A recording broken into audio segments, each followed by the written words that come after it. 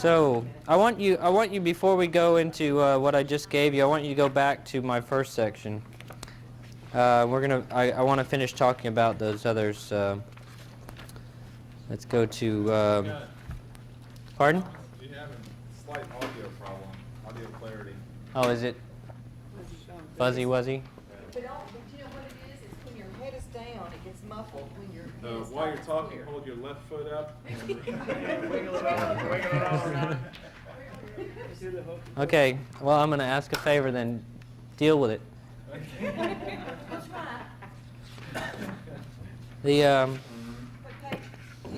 I'm looking. I wanted to go back to where we left off with the S&P. Page 23, first section, or second section in your book.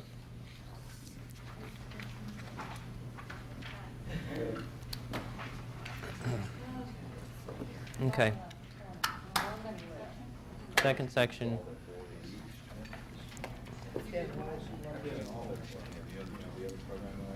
This is a really good example of putting all our tools together, because, as Jeanne said earlier, we were expecting a slide in the equities markets in October, and we talked about this last year, and she'll talk about it more tomorrow in reference to the longer-term cycles on the equities markets. And so we were looking for a short position in the S&P and the Dow coming into October.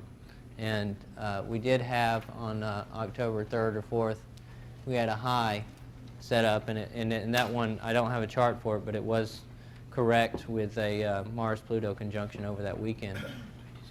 What we're more interested in, though, is that second high that happened 3.5 weeks back.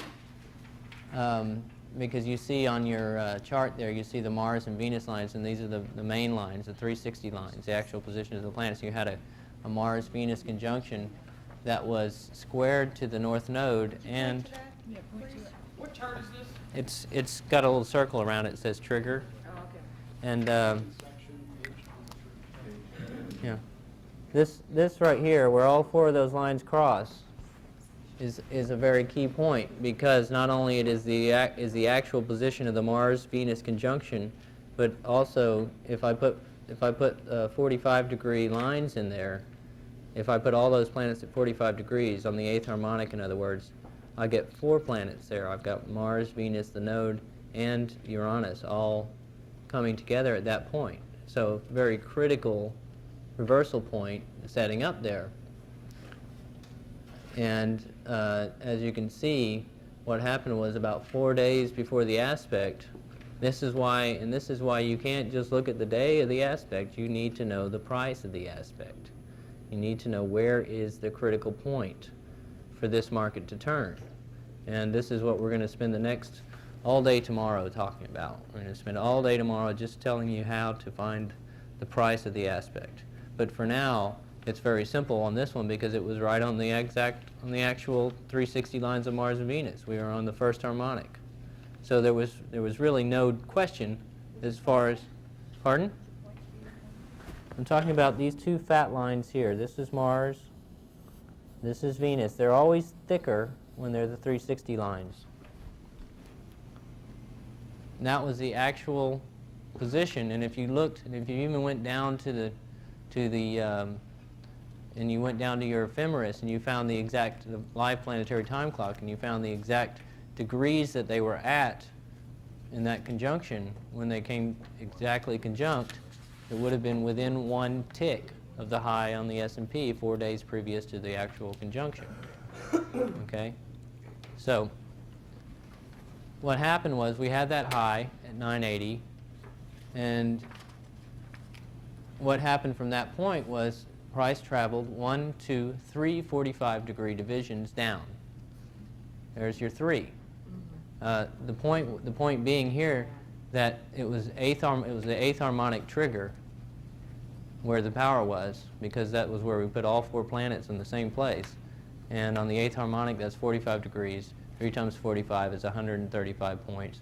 Our target, once we realized that it was really actually going to go that far, was 845, and the low was 844.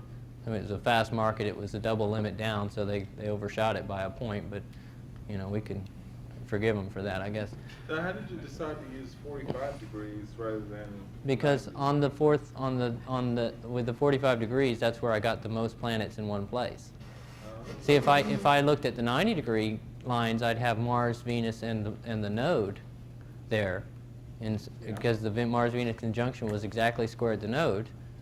I'd have 3 planets there, but I have more power if I go out to the 8th and find the Uranus. But the point is not so much how far it traveled, but the point that the trigger was the actual conjunction. And it wasn't on the day of the conjunction, it was 3 or 4 days before the conjunction, and you had to know where the price was in order to take advantage of the information. Now, we did glance briefly at this chart this morning. The next chart, which is sort of where we're at now, and you see what our next trigger target is, which is the Sun-Pluto conjunction. And again, we've got the main Sun line right here, and we've got the main Pluto line here. And also notice that the 60-degree Uranus line is there too. So we've got 3 planets on the 6th harmonic in one place. So again, a very powerful point. And actually, I'll show you some charts tomorrow. If we go out to the 9th harmonic to 40 degrees, I can put about 4 more planets there. Or I can put 4 or 5 planets there. I can't remember how many. I think it's 4. I think if you go to the 9th harmonic, Mercury is there too. So it is a powerful point. So we've created a powerful point, and I've said this morning that the S&P should go to 965, and Rod called his broker while we were out on the break, and they traded 965 at 1 o'clock this afternoon. So the high's been 65.50. The actual conjunction is going to be at 965.44. The actual conjunction is at 245.44 degrees. But if you add two 360s to that, you get 965.44. So the high has been 965.50. As long as that high holds, it's a qualified short. We're in a short market. The bias is down. The weekly dynamic trio is down. So your best sell that you're going to see if you get confirmation on your technical system. So right now it's a good time to sell. the S&P, if you get a technical confirmation, sure, yeah. I wouldn't jump in the S&P unless you're very experienced with it, though. Don't go sell the S&P on my recommendation unless you know what you're doing, like really know what you're doing. But the point is that this is all things coming together, and it's happening nicely right now, so we can watch it happen. So we can see how it happens, how it unfolds. So I'll go home and I'll get a chart tonight on the S&P, and we'll see what happens on Friday. I got a programmatic question here. At the end of the week, we can see the projections for the next week. Is there any way we can drag that out farther in the future? Absolutely, yeah. And I'll show you how to do that tomorrow. Okay. Yeah. We're not going to dwell on this right now. I just wanted to point that out because Rod came back and he said, hey, guess what? They traded 65. Okay. So that's a qualified sell on a daily basis now. Now, if this was a stock and we're looking at it like in the way that Jeanne had been looking at it before, and we know the bias is down, we can sell this thing short, and we've got our weekly has already flipped. We've got a major power point. We've got the timing is right, the price is right. You take the fastest signal you get, to get short again on this market. So this is like the perfect place. This is the perfect scenario.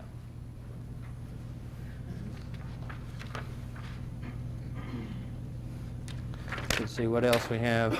Oh, there I did put that chart in there. This is the 40-degree lines, and when we do that, we get when we go out to 40, we get Sun, Mars, Pluto, and the node. So actually, all together with the 40s and the 60s, we get Sun, Mars, Pluto, the node, Uranus.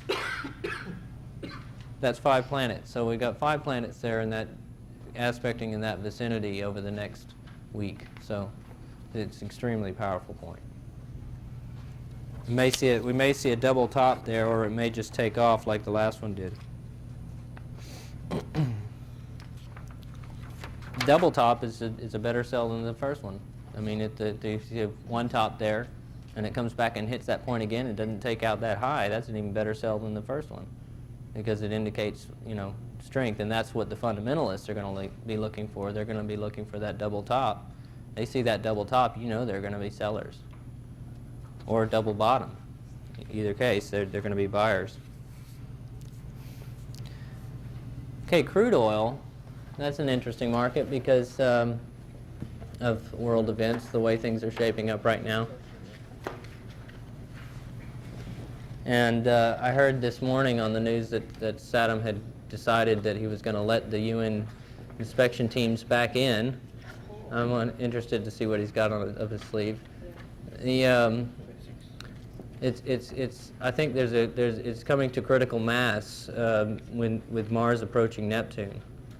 That conjunction at 27 degrees of Aquarius, Capricorn that Jeanne mentioned before, that critical point. And I think that's going to be when things really reach a boiling point, but it's not too early to buy the crude.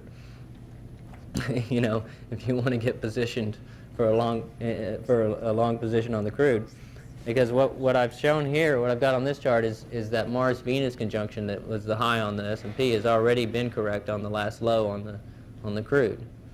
You see, it hit that point. It was within about 10 cents of it. And then we had, pardon? Sure. Well, I've got it marked there. The trigger, it says trigger, and it says Mars conjunct Venus. There's a little circle there, and that's your point. So it wasn't exact, but it was close enough for government work. Which one of the horizontal lines is Pluto and which one is Venus? Well, Venus is. If you know how fast planets travel in relationship to one another, you'll get to where you can read these charts. Then I'm sorry, I misstated the question. Try Pluto and Neptune. Pluto and Neptune. Which is which? You got This. a bold one going. Yeah, this one is Neptune, and this one is Pluto. So this is Pluto. And this is Neptune. Well, I didn't guess the opposite because I know that. Well, actually, wait. Would Neptune be going faster than Pluto? Yes. Well, it depends on it. Neptune just came out of retrograde. It hadn't picked up speed yet.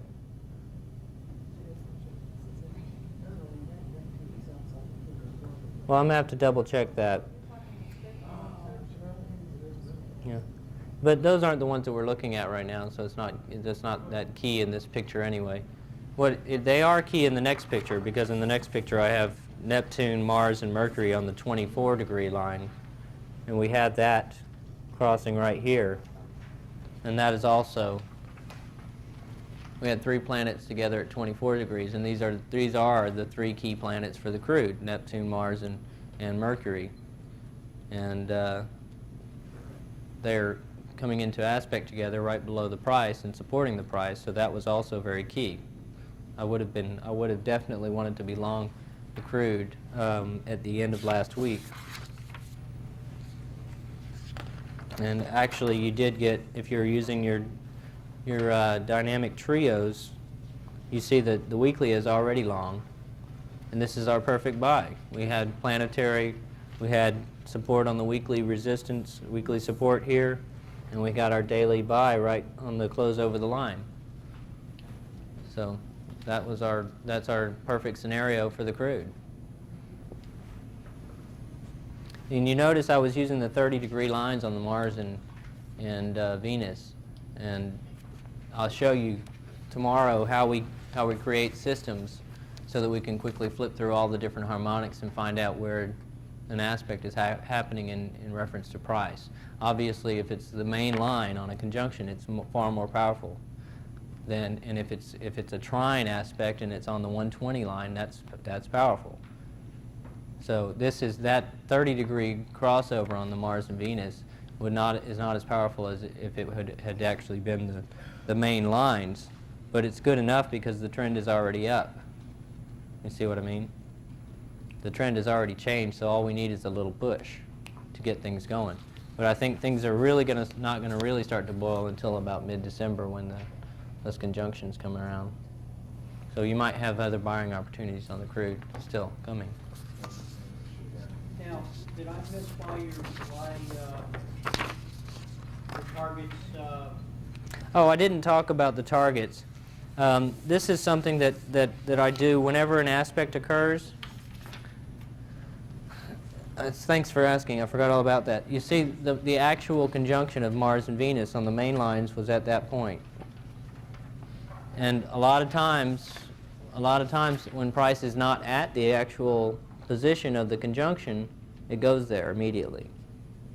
So the implication is that it should go up here. And that would be, if you did buy it and it went there, you definitely want to take your profits there. Or take some profits there. And we have, by the same token, we have the same thing on that Mercury, Mars, Neptune aspect. The main Mercury line is the closest one, and that's another legitimate target. And the reason? The reason, because it sets up a powerful point in energy. The reason why it did not? Why it did not what? Jump up there. It hasn't yet. It hasn't yet. I give it a few days. Maybe it'll take a few days. I don't know. It usually they don't do it in one day. But that's so. But why 60 degrees? Why not 90 degrees? Why not? 60 degrees on what? I mean, the target is $6. Why not $9? No, that's just one way of working out a target. Okay. Now, I mean, whenever I enter a trade, I work out a whole lot of targets. I got a multitude of targets, and what it comes down to ultimately is where is the cluster? Where do I get points that all meet in the same area? And that's my target area. And but we talked about before about taking profits on a part of your position quickly to pay for the trade. And that's so the lowest target that I find, obviously I'm going to jump on that right away, you know. But I might have more targets much farther out. But wouldn't that be $23 would be the lowest target? the lowest target? Yeah, you could take profits at 23 if you want. There's nothing on 23 at this chart. There's a 24 line on the Neptune, but what I would notice right away is that line has already been taken out. It's not held a high before.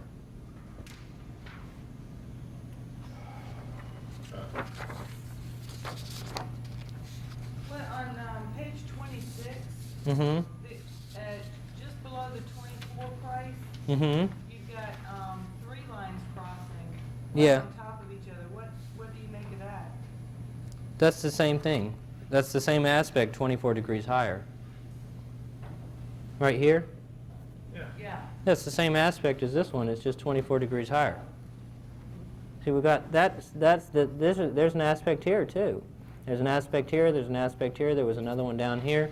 There's a lot of aspects occurring here. The one that speaks to me the loudest, though, is that Mars-Venus conjunction, which was the lowest low. Anything that happens in the range of price, I'm not really that concerned with. This is critical, but by the time price gets there, the energy is probably faded. But this could be a legitimate target since that main line was there. Yeah, I guess that's what I was wondering. Would that be a place to Sure. take profits? Or? Sure, yeah, but see, this is 2 main lines here. Right, okay. So that's more powerful.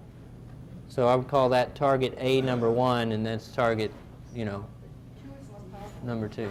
Well, the main position is that's the actual conjunction. The 2 fat lines are crossing there, so that's a more powerful point. And it depends on how fast it goes there, obviously, and that energy's fading, you know. So if the price starts to travel, there's a lot of other things that we're going to look at. If it's traveling up today, I don't know what it's doing today. I know it had moved up over the last couple of days into the beginning of this week, and so it had confirmed our buy. But I haven't looked at where, like say that I haven't looked at where the Sun-Pluto conjunction is, you know, and that may be a stopping point if they hit it on the high. So, you know, you've got to take all these into consideration in your daily trading. And this is not like trading a stock. This is, you know, you don't want to, we're not buying this for 3 months necessarily. I expect to get several buys on this over the next month. And maybe the one, if I get a really great buy off of the Neptune-Mars conjunction in mid-December, that's one that I might expect to get a really big bang out of. But I think before that, we'll probably get some little jumps as the trend gets rolling. Or the whole thing might fizzle out, you know. I mean, the whole situation over there might just fizzle out and we never really get a big move like we had at the last, you know, back in the Gulf War. But if when you're shy of your target by even like 50 cents like that, don't you get nervous that it's going to come down before it goes up? If I get nervous, I take profits. And that's a part of knowing yourself. I mean, if you're sitting there and you're feeling a little tense, there's a reason for it.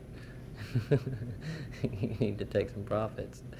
But no, typically I put in a profit point that I know is going to be fairly easily reached, and I don't usually flinch very easily on it. But if I see a high set up and I've got an isolated high that's like a 3 or 4 bar isolated high set up very near my target, I definitely am going to take something off, you know.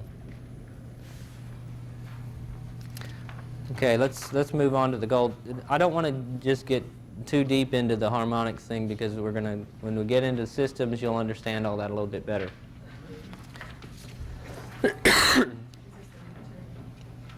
This is the gold first trade chart for the gold, which I don't. Number 29. We're still in that that previous section. The first trade chart for the gold, I don't know how much emphasis I would put on the first trade chart for this commodity, because gold is as old as the hills. And but you know, if you're going to look at it, you might as well. And we do know that in the past, when Jupiter's in Pisces, gold has had some sizable uptrends, because the natal Jupiter on this chart is in Pisces. That makes sense. You know, and Jupiter's coming back into Pisces. So that's one check mark on our checklist for reasons why we might be thinking about buying gold here in the near future. Okay? We're just going to start checking off our list here. That's one check. We've got Jupiter coming into Pisces. We've also got Pluto coming into conjunction with the North Node on the natal chart. And all Jupiter and Pluto and the Node are the big money planets for any chart. So we've got all 3 of them doing that. The natal position of the node is the transiting Pluto is going to be conjunct the natal position of the node. It's going to be a long time. It's going to be a couple of years. But moving in within a few degrees like it is, the power is getting enhanced. But that's a small check. That's a check. That's a natal chart. It's a check, though. And also because of past history, I know that in the past, in Jupiter and Pisces has created uptrends in the gold. So regardless of whether the energy is actually valid on the natal chart, Jupiter in Pisces is another check. So let me see on page 30, I'm noticing also that the last time I had Mars and Venus conjunct Neptune at the same time, we had a big top here. Here's the actual conjunction, and 120 degrees higher within a month either side of that point, I had a major top. Okay? And that was at a point when Mars and Venus were both conjunct Neptune with very close to one another. And then in between that, 18 months later, we have Venus conjunct Neptune by itself, but Mars takes a little bit longer to get back around there. But coming up this year, in December, we've got Mars and Venus conjunct Neptune again, within a few days of one another. So this is that you see a pattern setting up here. And we've moved from 120 Neptune line all the way down to the Neptune main line. Okay? So what I'm figuring out now is not only am I creating got another check on my buy the gold list, but I've also got a buy zone that's represented by that Neptune, Mars, Venus planetary line area there, okay? Now the optimum buy obviously is going to be if the Neptune line never gets taken out. The Neptune's at 297.6 or something right now, and the gold last low on the gold was $3, and I don't know if they've taken that out in the last few days. Does anybody have any clue? No? Okay. Well, I'll try to find out tonight. But as long as that Neptune line is holding, you know, then I'm considering the gold a buy, as long as Neptune line is holding. And previously, I was saying that there was a Jupiter line up here, and I was saying that that was a buy as long as that Jupiter line was holding, and you see what happened when it gave out. It just dropped right straight off to Neptune. So we would have been buying gold off of that Jupiter line, but that's a little bit early because Jupiter is still away from Pisces, and there's going to be a Jupiter-Mars conjunction in January too, so that's going to be powerful. And then Jupiter and Mars go into Pisces, you know. So there's a lot of energy coming up on the gold, and I think we'll get a lot better buying opportunities as the longer you wait. Probably get your best buys in December and January on the gold. But I've marked a few buy points on the next chart. A few key aspects to watch, and their corresponding price levels. Number one is when Venus is in conjunct Neptune. Venus will be conjunct Neptune first, and you notice that's the Uranus line that's right here, and that's already been taken out, and that's the Neptune line. Okay, so when Venus gets conjunct Neptune, that's our first point, and in price that translates to 298.20. So I don't want to see any lower low than 298.20 before that Venus-Neptune conjunction. As long as I don't see that, then I feel 100% confident that that point would hold a low. Okay? Directly followed by Mars conjunct Neptune on the 16th of December at 298.40. And then Mars will be conjunct Uranus slightly higher, and then Mars will be conjunct Jupiter in January at a much higher level. So what I would love to see, perfect scenario, would be to see this market kind of level off in this area, in that above Neptune and Uranus, and then put in a spike low right there on the Mars-Neptune conjunction, or the Venus-Neptune conjunction, either one, and then start tracking up that Mars line. And at that point, I would buy it, and I would buy it on my first technical signal, and I would put Mars 24-degree lines on there and watch the channel.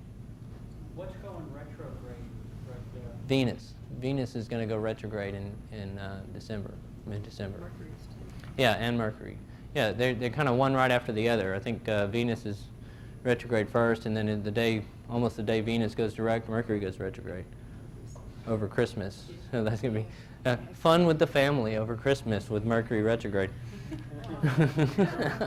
And Venus. Exactly, yeah. Everybody just keep your mouth shut.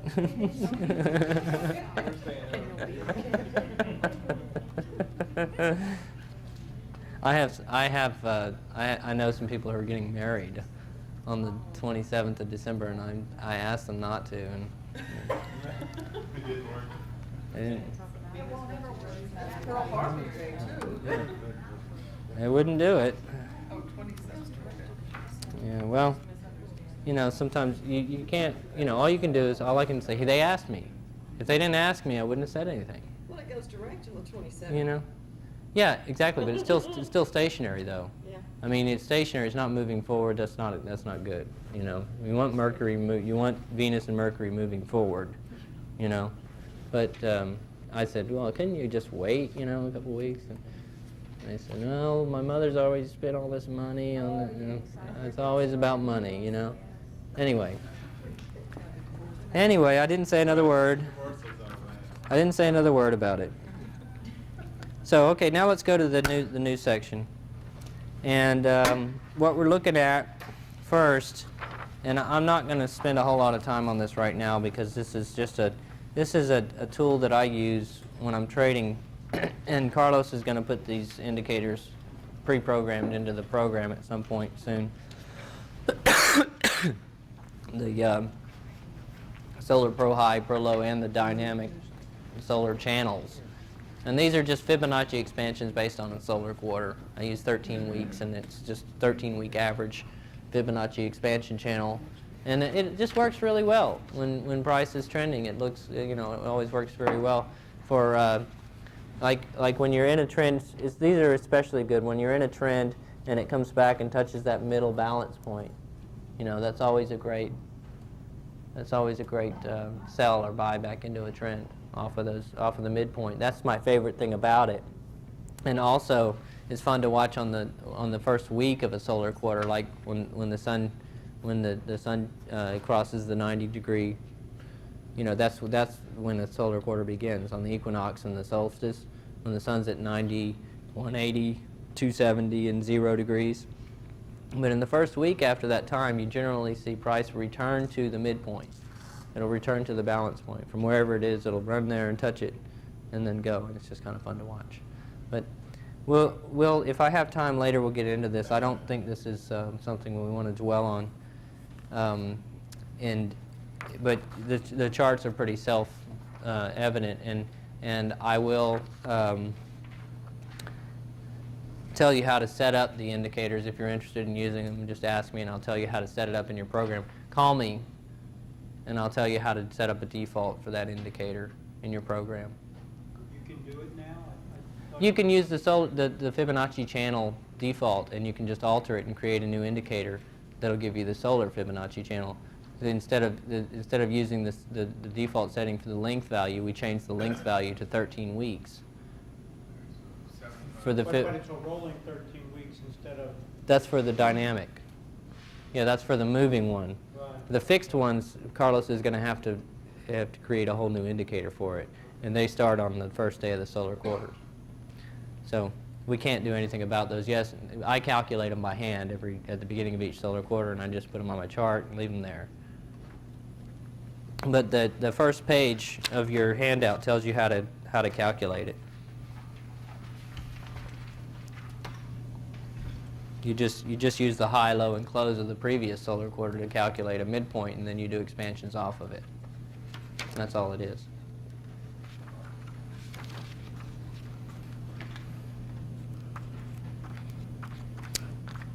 Okay. So now let's just skip over all that. You can just look at those charts later and see how all that works. I watch when the dynamic points hit the fixed points. I watch when price hits either one. For critical points, for critical reversals or moves. What's next is page 14 is a Sun-Mercury cycle on the wheat. This works for wheat and corn and beans, but I think it works best, it works best for the wheat. And because the beans can be quite volatile, and they often don't make such pretty trends as the wheat. The wheat generally will go truck on for quite some time, and then you get really nice clean moves. But the beans might be going like this, and the general wave is the same, but the motion doesn't look so clean. But what I do is I watch Sun-Mercury and Sun-Venus conjunctions on the wheat and the grain complex. Okay, and what's critical for this is watching the Sun-Venus conjunctions as well, because whenever there's a Sun-Venus conjunction, and you'll see where I've noted the Sun-Venus conjunctions right here, right here, right here, right here. And what you're doing is you're getting a count of 1, 2, 3 Sun-Mercury conjunctions, and it's going to cycle up 1, 2, 3 Sun-Mercury conjunctions, cycle down 1, 2, 3 Sun-Mercury conjunctions, unless it's interrupted by a Sun-Venus conjunction. So you see what happened here was we cycled down 1, 2, 3 Sun-Mercury conjunctions, which was here, here, and here.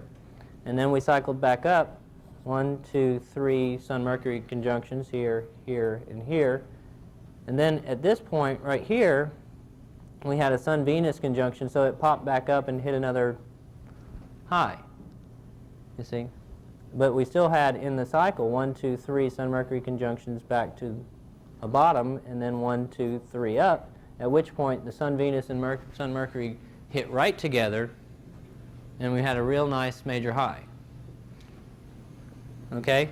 Then we had 1, 2, 3 back down, and at this point we had 1, 2 Sun-Mercuries, and then the Sun-Venus cycled back and hit very near the second Sun-Mercury, so it kind of stopped it and said, okay, now we're going to go back to, we got to reset. It's kind of like a reset button on your water sprinkler, you know. And so the peg got moved back one. And this is why you have to watch the Sun-Venus, because it's slightly off. It's not hitting exactly every sixth one. It's hitting 6, 6, and then 5. You see? So sometimes it goes 1, 2, 3, 1, 2, 3, and then all of a sudden it'll go 1, 2. And it's interrupted by a Sun-Venus, and then you go back to 1, 2, 3 again from that point. So from this point, we went back to 1, 2, 3. We went 1, 2, 3, cycling down, 1, 2, 3. And we're on to page 15. This is a great tool. So, I mean, if it takes a little bit to grasp it, I think you need to make the effort, because it's an excellent tool. And we went 1, 2, 3 up to Sun, Venus, Sun, Mercury, 1, 2, 3 down to this point, and then 1, 2, interruption, 1, 2, 3 down, 1, 2 up, interrupted by Sun, Venus right here, 1, 2, 3 down, which was actually sideways. And if you ever see this happen, okay, in any market, and you create a cycle, and you're in a down cycle and it's moving sideways instead of down, watch what happens when the cycle shifts back to up. And you see what happens. When the cycle shifts back to up, it's an explosion. And this is what recently happened on the equities. We were in a down cycle, and the market was still going up, you know. And so when the cycle shifted back to up, it just started accelerated and just blew on out of, you know, everybody's expectations. So then when it shifted back into up, it went 1, 2, and it was interrupted by the Sun-Venus, so that was it. Then we went back to 1, 2, 3, and this is from last year, and I wrote here, I did these charts last year at the workshop, and I said the next top should fall between the third Sun-Mercury and the next Sun-Venus, between 4.2 and 425.97. So we did an update. The next chart is an update from action since that projection. And 216, yeah. And you see then this was our next 1, 2, 3 down, and that was there. I said 422 and 425, and I think that high fell on like 423 or something like that. So right, I was just saying between this Sun-Venus and that Sun-Mercury, we should see a high, and that's exactly what happened. We saw a high in that period. So it's just it was a handy tool. You know, we were long the wheat into that period, and I knew that in that 3-week period we would see a high, and we did. So if you were still long after that Sun-Mercury conjunction there, you know, you were definitely not paying attention. You know, you should not have been long after the end of the time window.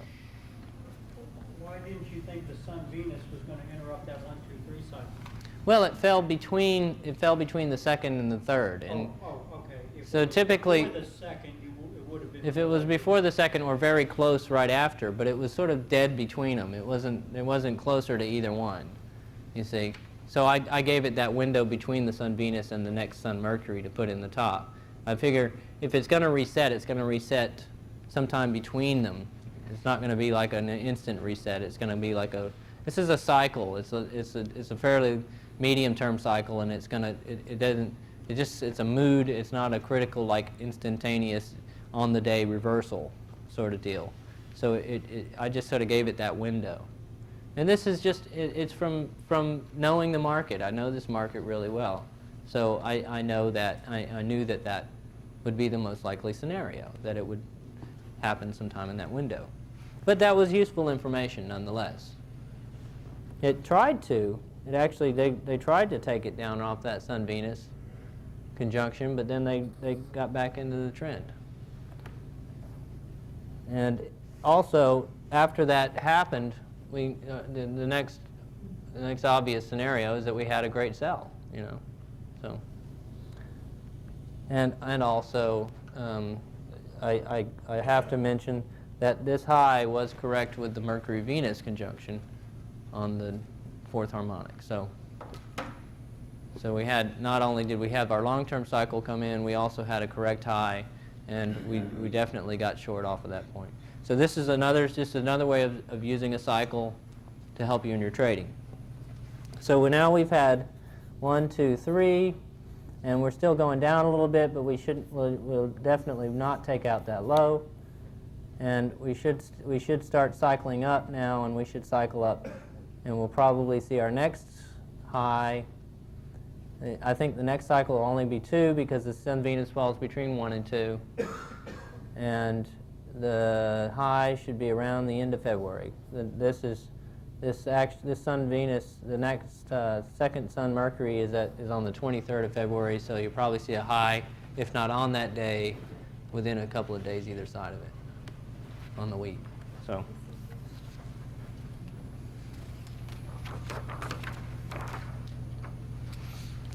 The whole point of talking about cycles is not so much to say, here's cycles at work, here's cycles at work, but again, to teach you how to look at cycles yourself on markets and be able to recognize patterns.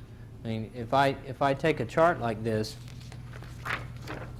and I'm looking at a long-term period, you know, I'm going to be just from you've just got to keep doing it and doing it and doing it and looking and looking, and those of you who've been doing it for a long time know what I'm talking about. It's pattern recognition. You get used to it, you know. And I'm looking at this market, and I just see this thing happening, you know. I see a definite wave setting up here that's got some rhythm to it, you know. It's got a definite rhythm to it, and I start asking myself, what's causing this rhythm? And so I start playing with aspects and lines to get some clues, you know. And I start to notice that I put these Sun-Venus conjunctions on, and I start to notice that they're hitting highs, aren't they? And then I say, well, if it's Sun-Venus conjunction is important, then the Sun-Mercury conjunctions must be important. I put those on, and I notice, hey, look, there's exactly 3 Sun-Mercuries in every wave of the cycle, except when the Sun-Venus conjunction interrupts it on a high. So, you know, that creates a simple cycle, and you can find these yourself. They're quite easy to find if you just know how to sort of. You're gonna ignore all the little wiggles and noise and look for the main thrust, the main movement of the market, and that'll help you determine the mood of any market at any time. So that interruption by the Sun-Venus is pertinent when it's on the high, not when it's on a side, like in the middle of a run-up. Well, on any one of them, I mean, we look at those. Those are all. This is on a high. That Sun-Venus is on a high right there. But it didn't seem to interrupt it, though. It interrupted it after. It didn't interrupt it. Well, you're right about that. It just went 1, 2, 3, right through it. But it did put it in an intermediate high. So.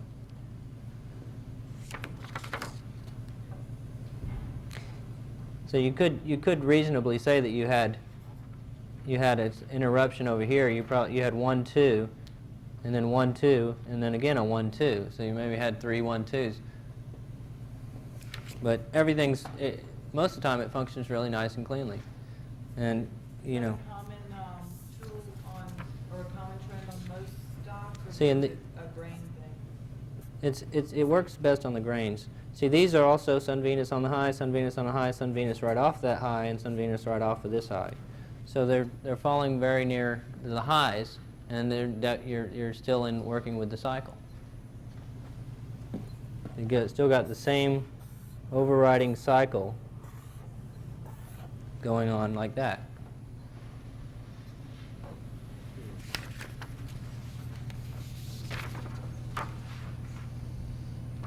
You have to learn to do this, to see these things. Because when you're in a position, once you get in a position, your mind can really start to play all kinds of tricks on you, and you can start to see all kinds of things. You'll start finding all kinds of stuff that you didn't even think to look for before. Once you're in a position and there's money on the line, what you got to do is lay it all out beforehand and stick to your guns. You say, the cycle is up, I'm long, I got in a good position. There's no reason to panic. I know where my stop is, and I'm going to stick to that. Don't freak out and do something silly. And don't get yourself locked in on a preset notion of how far it has to go before if it comes against you and it takes your stop out and you lose a little bit of money, big deal. You were wrong. But don't move your stop out just to accommodate it, or keep moving your stop away from the market to accommodate it because you're stuck to this preset notion about where it's supposed to go. You can be wrong. We're going to try to help you not be wrong most of the time. Try to get to the point where, but I always advise you to, if you're going to trade any market, try to be as intimate with the market as you can be. Spend a lot of time looking at that one market. A lot of stocks behave the same. You might want to look at sectors of stocks or things like that. But if you want to trade stocks the way that Jeanne recommends, which is looking at a specific group of stocks every year, then you've got time over the next few months to get intimate with those particular stocks. And time is money. If you put in the time, you will benefit from the knowledge that you gain. So you have to do some serious research on your own. Anyway, this is another one. I'd taken weekly bars on the wheat, and we're looking at a very long-term cycle. This is from 1977 to 1996, and actually, if you put these two charts together, page 18 and 17 and 18, you can slide them together. How they fit about like that. You go all the way from 1961 to 1996. And this is long-term Saturn cycles, Saturn-Jupiter trines, Saturn-Neptune sextiles and trines, Saturn-Pluto trines, Saturn-Uranus trines. And all I've done is I put those aspects on and I'm looking for cycles. And I look, not in this case, I'm looking more at when these trines or sextiles happen, is it more likely to be a top or is it more likely to be a bottom on the very long term? So, that becomes a very long-term situation. So if I've got my very long term is saying that the wheat is heading towards some tops, some historical highs, via a Saturn Pluto trine or whatever, which is what it was doing a couple years ago. And it's heading into a topping area. And I get my Sun Mercury cycle on an upswing, I'm definitely buying the wheat. I'm buying it, any chance I get. So we get all kinds of things in agreement. But you see how this works out nicely too. But you've got to filter the wave. This is a down to a low, up to a high. But you start to see some very regular patterns emerging, and we kind of have a shift here. For some reason, they went from being high, low to kind of flipped over and started being low, high. But the point is that you've got to find out where the cycles are and what's likely to be important. Whenever I want to look at a market, if somebody calls me up and says, "Hey, can you look at this stock for me and tell me what you think about it?" I'm going to spend 15 minutes looking at it, and I'm going to make a judgment based on 15 minutes of, but and say, I'm not, so if you do that to me, don't get off the phone and make a decision based on what I say, but I will at least tell you some things to start checking out. I'll give you some leads. But don't expect me to go to this depth of this. I researched the wheat for 4 years, nothing but, So I did an awful lot of work on the wheat, and now I've been researching the S&P for nonstop for the last 8 months.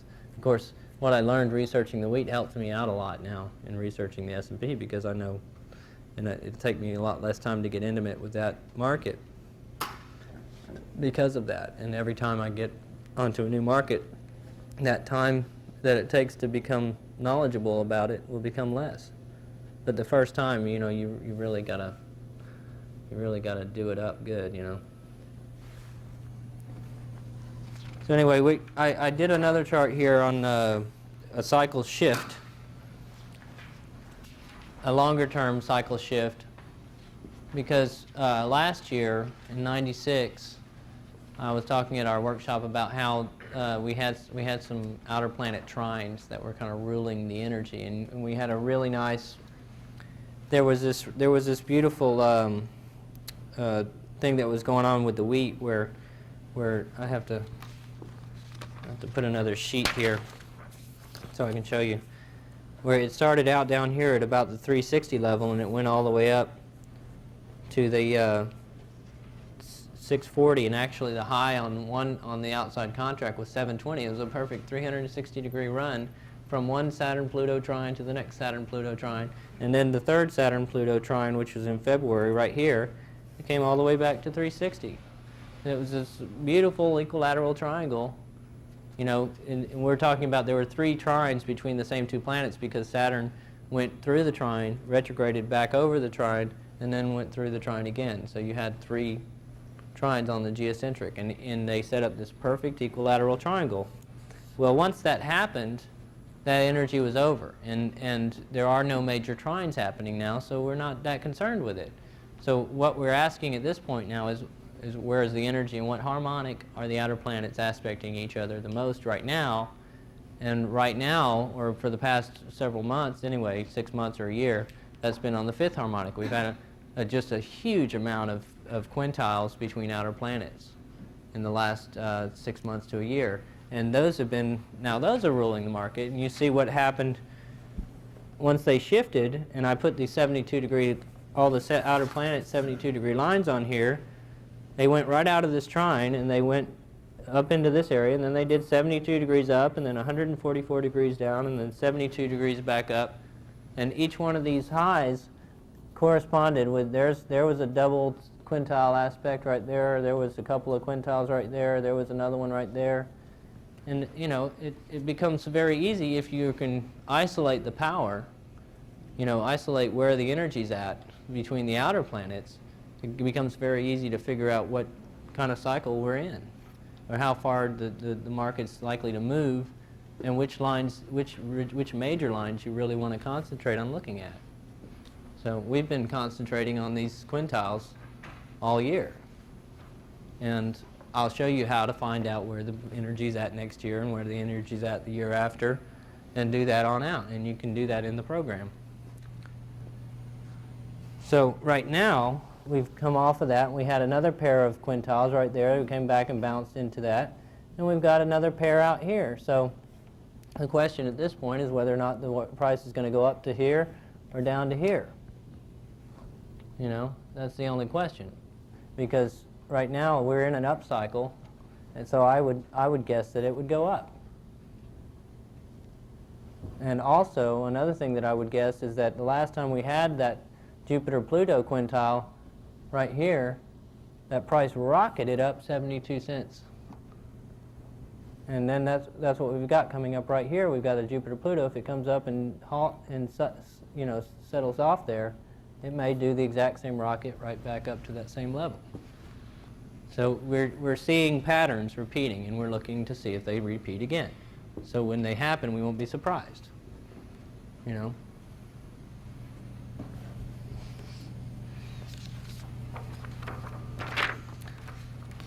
Okay.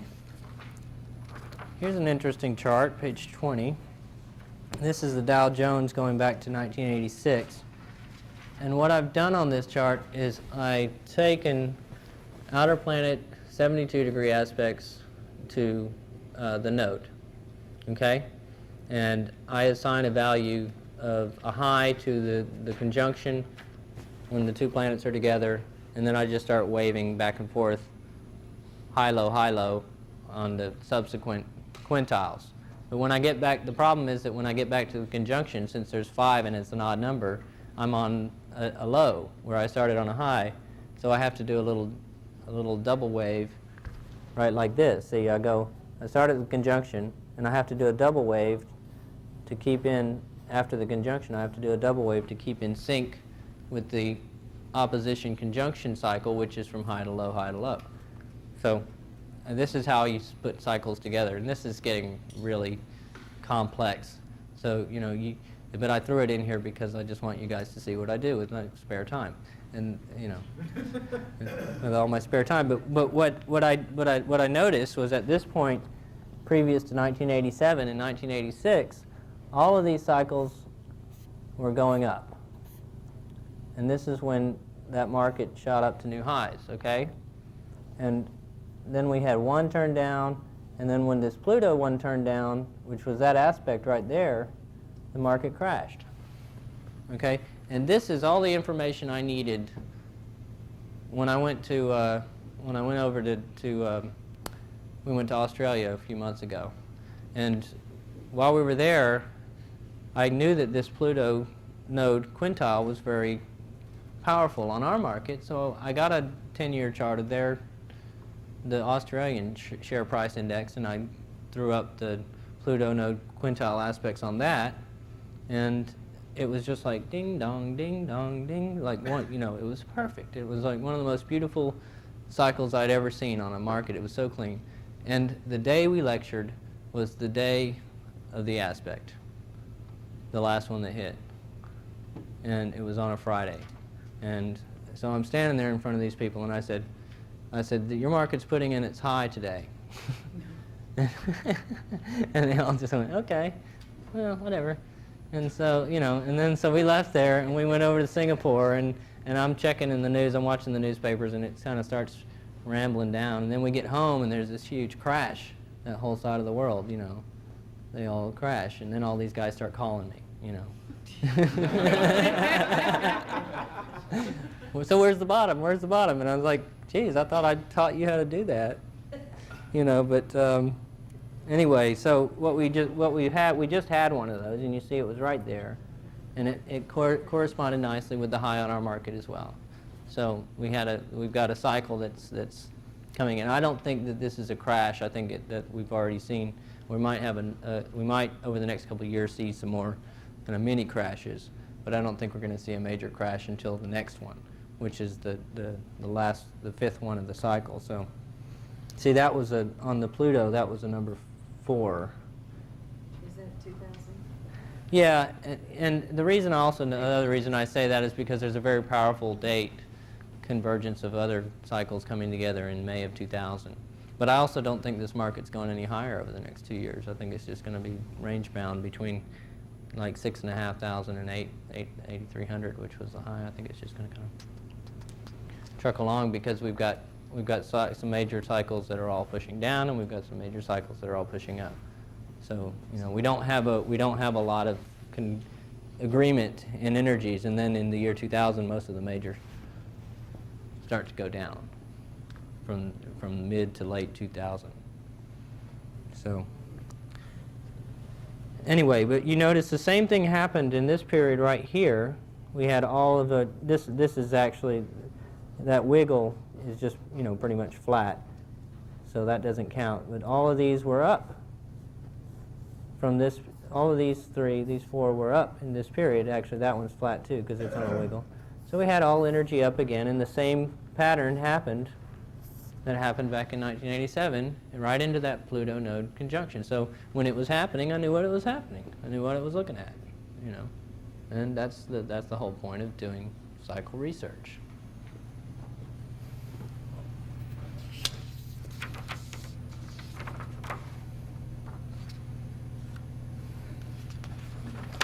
I think what I did was I did that same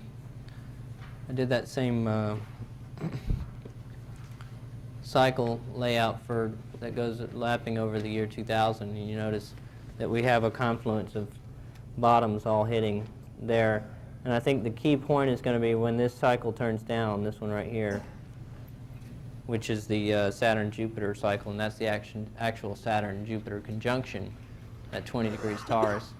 And I think when that turns down, right around the beginning of May, in the year 2000, I think that's when the market will top off for the last time. For the last time.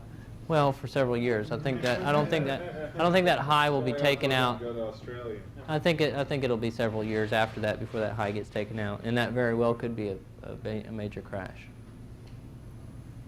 In 2000 or the years thereafter? In the year 2000, I would expect it to happen within 3 months after that high.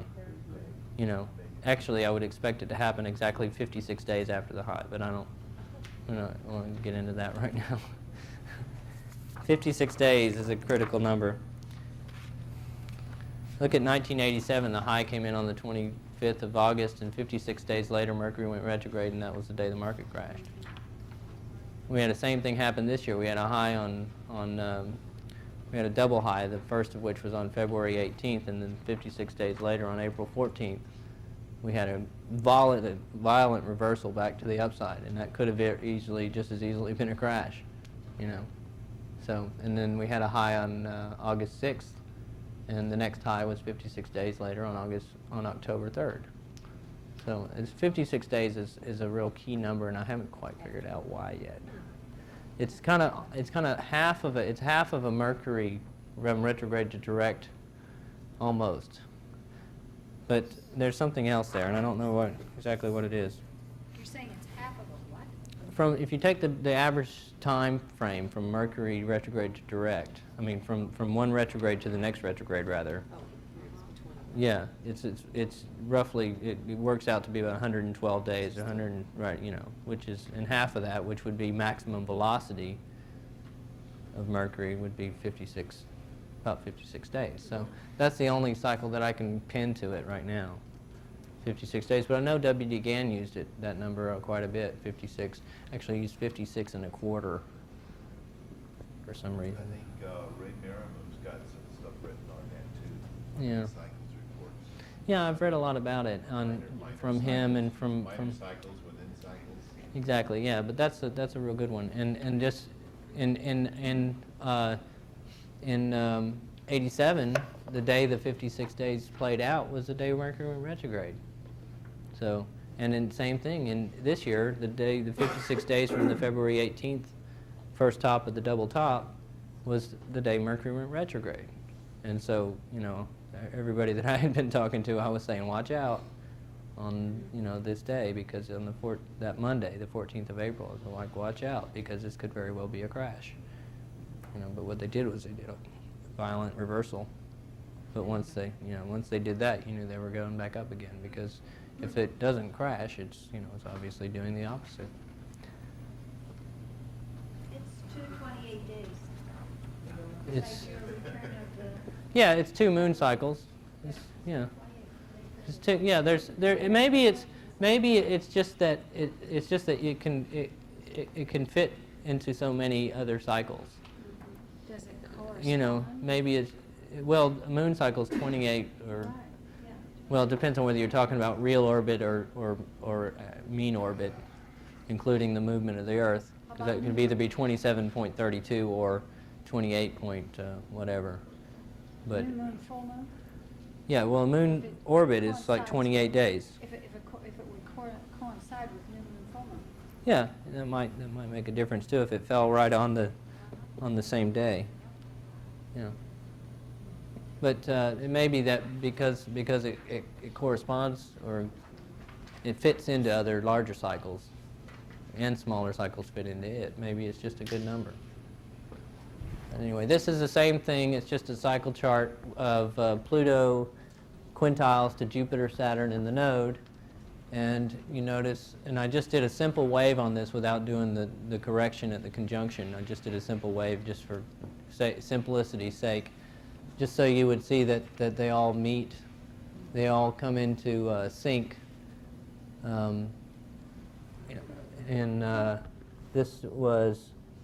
That point was about August of this year, okay? And this point is between December of '99 and November of 2000. So we've got a real nice clean wave going on there between those 3 cycles. Well, the Saturn is going to move out of sync again But there's that cycle agrees with that period.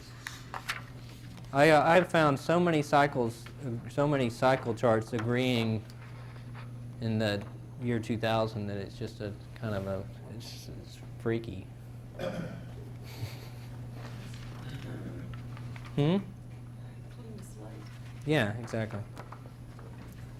Well, all right. Those of you who have the program, we have an upgrade. We have a special upgrade to the program which has some extra aspect tools and planetary tools and that are advanced, kind of tools. And this is one of them. This is called planetary prices.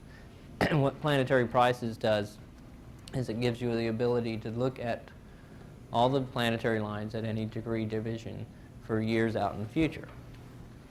And so, and at any price range of your setting. So if you wanted to see them from the $3 to $6 level, Saturn, Jupiter, 36-degree aspects or whatever the heck you want to look at, you can see it. And what I do is I put all the outer planets at the same degree, at 60 degrees or 45 degrees or 72 degrees, and I just flip through the years and I look for convergences of energy, and that's how I find out where the energy is on which harmonic, whether I want to look at the quintile or the sextile or the square, or in any given time frame. Like I said earlier, the wheat and all the markets have been responding to this quintile energy for the last several months, and that energy is going to shift, and you want to know where it's going. Well, this is 1996, and you see in 96, these are the sextiles. In actuality, the energy was on the trines as well, but the sextile goes into the trine easily. So you see where all the lines are sort of bundled together, and that's a visual representation of the energy being on this sextile, because you have outer planets aspecting one another at multiples of 60 degrees. Why did you circle the things you did? Why did I circle them? I just circled the points where the crossovers occurred, because that's what jumps out at me. I'm Don't looking. they cross in more places? Yeah, but I'm looking for at least two crossings that are near each other, because if it's just one, if it's an isolated aspect, it might be powerful for a week. But if there's a whole bunch of them happening, all one right after the other, then it's going to start to make the markets trend in multiples of that number. You see what I mean? Say that again. If there's a whole bunch of them happening one right after the other, like during this time frame, I told you that the wheat went from, did a perfect equilateral triangle from the Saturn trine, and that Saturn trine, that first one was here, the second one was here. Wait, no, the first one was this one right here. I'll do it up here. This is the first Saturn Pluto trine. There's the second one, and the third one was right out here in February. And that market had done a perfect triangle, from one out to the next, you see. But having known that, having looked at this and seen that here's a powerful period, here's an isolated aspect, here's a powerful period, and there was another one out here on this harmonic, I knew that there was likely to be some kind of geometric agreement in the market with this.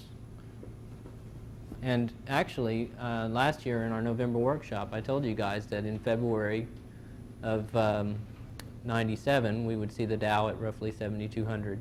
I said that it would be okay if it was only at 6,000, but 7,200 would be better. And the reason why is because 7,200 is 6 times 120. I was just looking for some kind of a geometric completion of a trine. Multiple, and preferably a multiple of 360, and 7,200 was so close. It was only 1,000, 1,500 points. Well, it was 2,000 points away at that time. But it was, it didn't seem impossible, especially since they had just taken out 6,000. No, they'd just taken out, it was only 1,000 points away, because at that time they had just taken out 6,000. And I thought, well, if they just took out 6,000, they'll probably go to 7,200, because Saturn was stationary right on 0 degrees. So, the actual energy was at 0 degrees, 360 or 720. So I said, oh, hey, you go to 7,200. They put in a high on February 18th on the aspect at 70,7090, and then they put in the second high on the Sun-Mercury conjunction a couple weeks later at 7111. And that's pretty close, you know, for a long-term thing. But that shows me energy on the sixth harmonic. And then let's see, we went 97.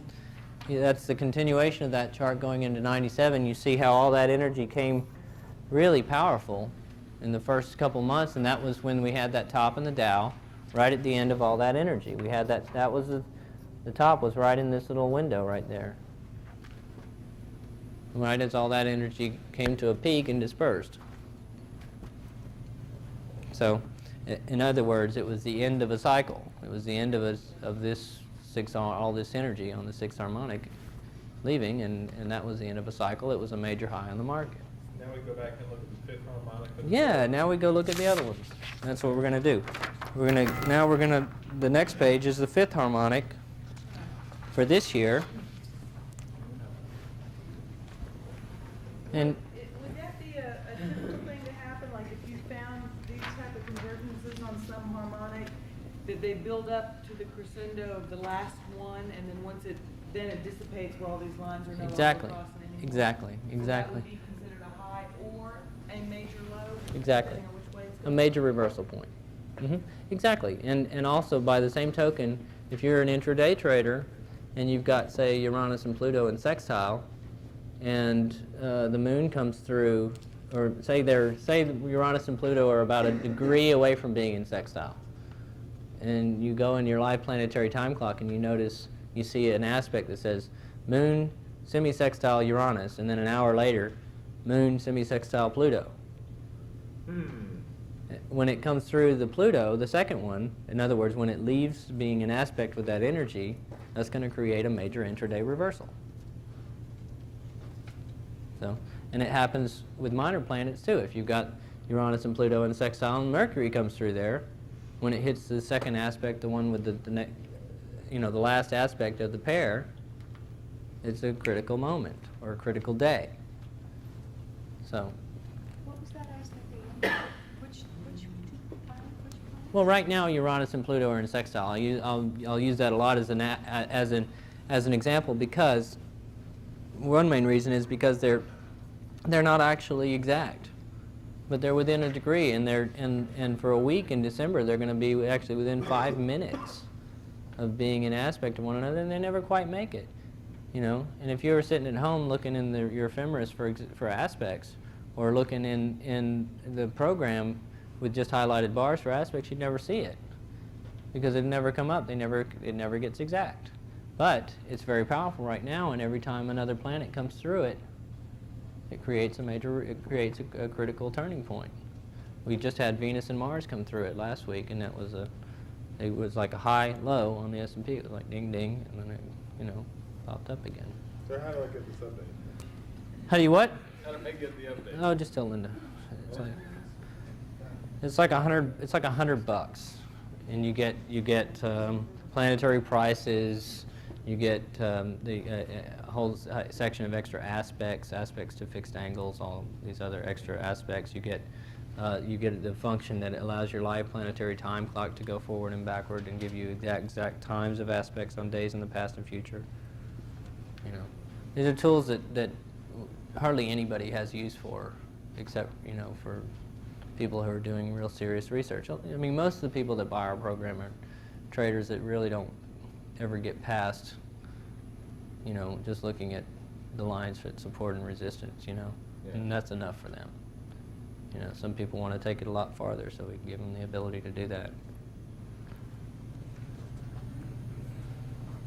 But anyway, here's on the fifth harmonic, you see we have combinations here, here, and here, and so this creates a whole window of energy in this year from July to October. And this is I mean, we had a high right in here on the Dow. We had a high right here on the Dow, and we had a crash right here, or not a mini crash, but it's great, and it's been an extremely volatile market. But if you look at divisions of 72, Okay, we talked about that move from the Mars-Venus conjunction down to the next low was 135 degrees. But the high before that was what, 990? There was another high right before that, which was the actual absolute high of the S&P. And what was that high? Does anybody know?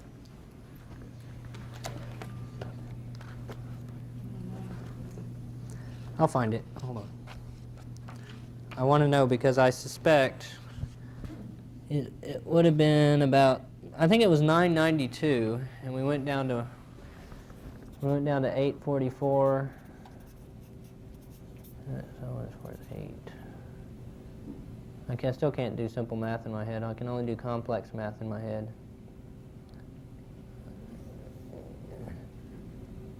4. That was 148 degrees, which is real close to 144. 272. So the total move from high to low was almost was on the 72, and the move from the aspect to the extension of that aspect was 145. I mean 135, which was correct with that one. So the two worked together to create a major low. I don't understand that till 135, you lost me. Oh, well, the one that we were talking about earlier. It's not important. I'm just saying that from the high, which has been the historical high on the S&P, to the last low, was very near 144 degrees, and that's because the energy is on the fifth harmonic in that time frame. You see, and What's 135? I don't understand. 135 is on the eighth harmonic. That's 345s. But you see, those two things came into sync right there in the 845 area on the S&P. That's why it stopped on a dime there. So in the next fall, all we got to do is figure out where we get clustered energy, for the next drop on the S&P. Where's our next target for the downside? And we'll talk about that tomorrow. Okay. Let's see what else we've got. We've got this is next year, and you notice that on the fifth harmonic, all that energy just kind of dissipates. We've got one last little double hit in the end of April and the beginning of May, and that's it. And then after that, you're just going to get an isolated aspect here and there. So all of that energy that's been so tight is now disappearing. So the fifth harmonic becomes a lot less important after the first quarter of next year. Pardon? Yeah, well then we find out what's next, we look at where it is after that. Here's some more here, page 27, this is 1998 on the 45, and there's a lot of power. So this is the eighth harmonic. Yeah, the eighth harmonic. So there's a window right there in March, April, and May where you definitely want to be paying attention to your eighth harmonic system. Now, without seeing the bold lines, how do you know which one is the eighth, which multiple of the 8 it is? Is it the third multiple of 8, where it's like 135? It's not important. It's not important at this level. Well, I'm just looking at where the planets are coming together. Okay. And I'm just looking at where the planets are coming together. It's not important I haven't translated it to price yet, so. Okay, so Yeah, I'm just looking for without power. knowing that, you could very well see this very same thing on the fourth harmonic, half the 8. No, because on the fourth harmonic, a lot of that energy is dissipating because a lot of these are semi-squares, they're not squares. Okay. So would this indicate to you that when we're looking at different stocks, that we should pay close attention to the eighth harmonic? Absolutely. across the board? Yeah, what I would do is in this time frame, if you bought a stock and you own that stock in that time frame, okay, what you want to do is these are all outer planets here, right? What you want to do is put your outer planet lines on your chart every week, take a look at it, put them at 45 degrees and see where they're crossing, and if it's happening above the price, watch that point. If the price comes up and hits that point and then you get a sell, you might want to take off a part of your position just in case that it's going to end the move. So take some profits. It's just a tool to help you. So you know ahead of time which aspects you're going to be looking at.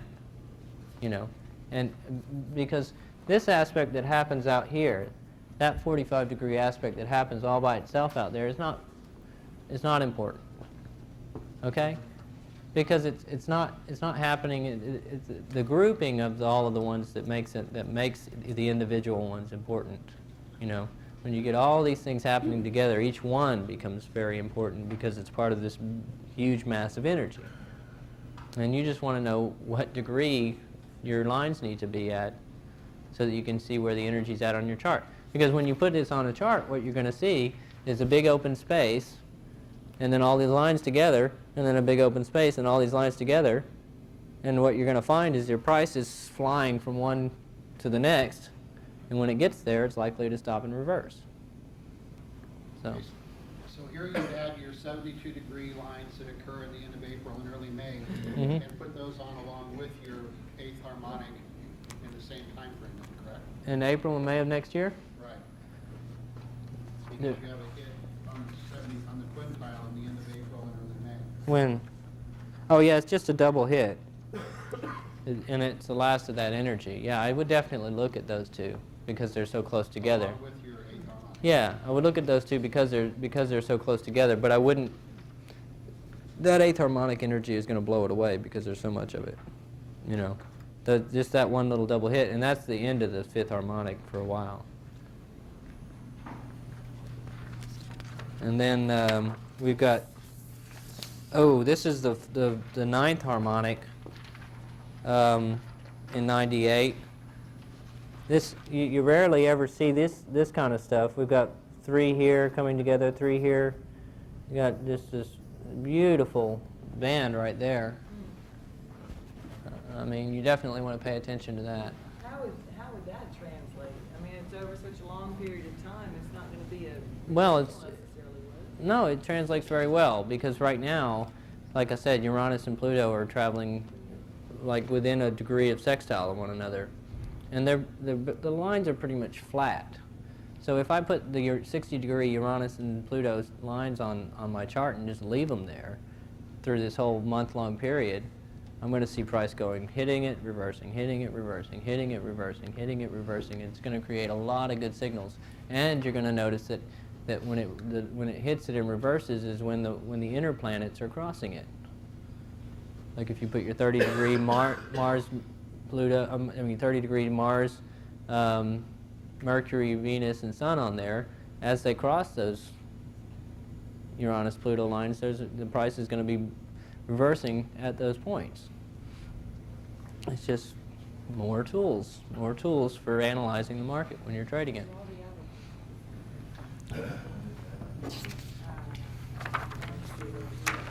So again, could you go back and take a look at this at the 3rd harmonic then, and see if the same thing exists or something similar? Yeah, but it Just to help doesn't. determine the power of it? Yeah, but it doesn't.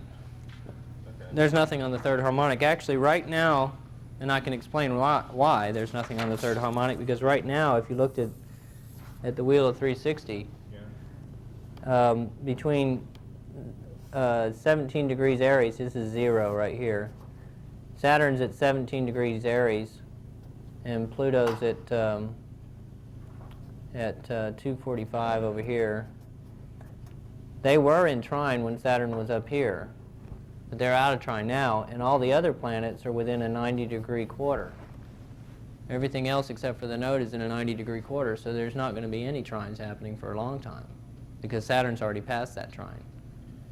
So, I mean, I'm just, I can tell you that it's going to be years before we see any major trines happen again.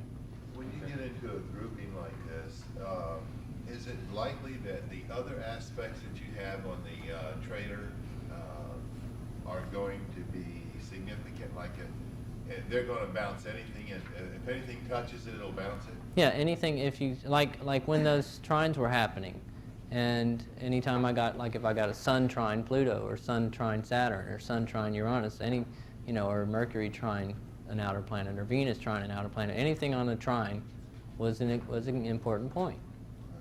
And that's the best way to use it. I mean, right now sextiles are king because of the Uranus, Pluto, and we had Jupiter, Saturn sextile a week ago, so we had a whole lot of energy on the 6th harmonic, and we got all this sextile energy, and the move on the S&P from that low to 65 was 120 points, which is 2 60s. So, you know, geometrically it all fits. So, you know, and when you see things fit, you know, there's a reason for it, and those are the times that you can feel really confident in a trade, you know, when things start to fit. That's all I want is more confidence in the trade, so I don't have to feel so stressed out. You know, and I also have to, you know, I can feel more confident in my targets and my stops. You know, because I know if there's all that power, like right now, if there's all that power at 65, 965 on the S&P, and I get short and I put a stop at 65, at 67, say, 1.5 over the high, which is really tight. That's a real tight stop for the S&P. But if I put a stop there, I feel very confident, 100% confident that if they take out that high at 65, I definitely don't want to be short.